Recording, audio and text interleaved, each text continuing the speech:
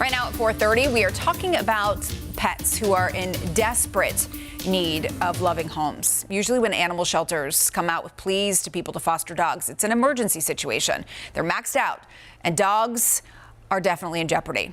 We've relayed those messages from time to time, but sometimes the larger benefits of fostering a dog gets lost in that message. And so our Vanessa Rufus, Vanessa, this is a cause near and dear to your heart. You foster, you are a volunteer. Can you tell us why a temporary stay? I think people don't realize like 1 or 2 days can really save a life. Yeah, and to your point, Carolyn, we usually talk about these emergency fosters or even long-term fosters when we're talking about kennel space being at critical capacity, but it's not just about that. Even if the shelters weren't maxed out, this would be an important practice to do. It's about saving sanity if you really think about it. Local fosters, in fact, share why they do what they do, even when there is room to spare at the shelter.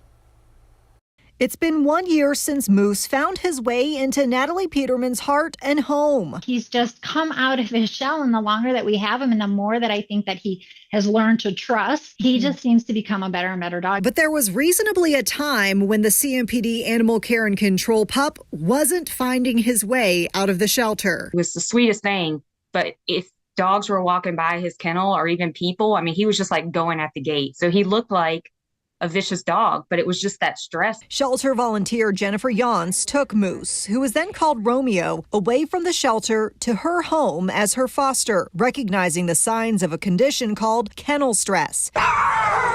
It's mental and emotional turmoil from confinement in a strange and stressful environment. In dogs, it can present as behavioral and even physical problems that escalate the longer they remain in the shelter. You start to see them jumping up and barking at the front of the kennels when people walk by. But then when you get them out of the kennels, they're going to be really pulling hard and they're possibly going to be biting the leash. Some of them get mouthy. That in turn can make it harder to adopt the dog out and often puts them atop the list of heartbreaking decisions when space runs out. But getting a foster break can change a life, letting the stress melt away and letting a dog be a dog in a real home. When I brought him home, I mean, and we have 2 other dogs, and when he met our dogs, like something just clicked in him. He was like, that's a dog. I'm a dog.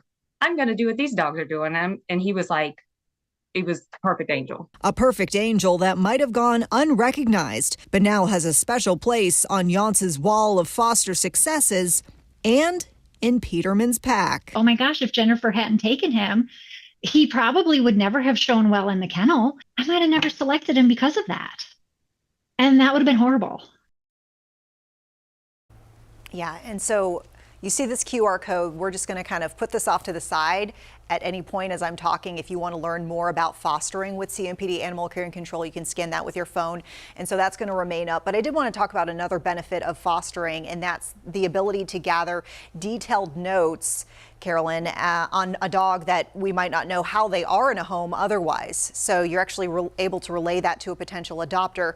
Oh, this dog does well meeting cats. This dog does not do well meeting cats. This dog is great with other dogs. This dog maybe jumps, so maybe not a dog for a household with kids. So you really gather a lot of beneficial information. And so to that point, how could I not share Jennifer's current foster, Felix, who I've actually walked a few times at the shelter and even did a doggy date with one time. And he's really great meeting other dogs. I have wonderful videos of him just like wagging his tail furiously when he sees another dog.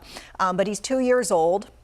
Very polite in public. He has just a touch of puppy energy. So Jennifer says he still gets zoomies, but is also able to act very polite in public. They've taken him to breweries and to pet-friendly stores, and he's gone on hikes. So that is her current foster, who she has been able to gather all these wonderful notes on because he's been staying at her home. So if you want to learn more about Felix, we're going to get his story on our website in just a bit, along with our fostering story. And yes, there's the QR code if you would like to take the plunge. And people should. And let me say this. I think people do not realize how difficult it is to raise a puppy and teach them potty training.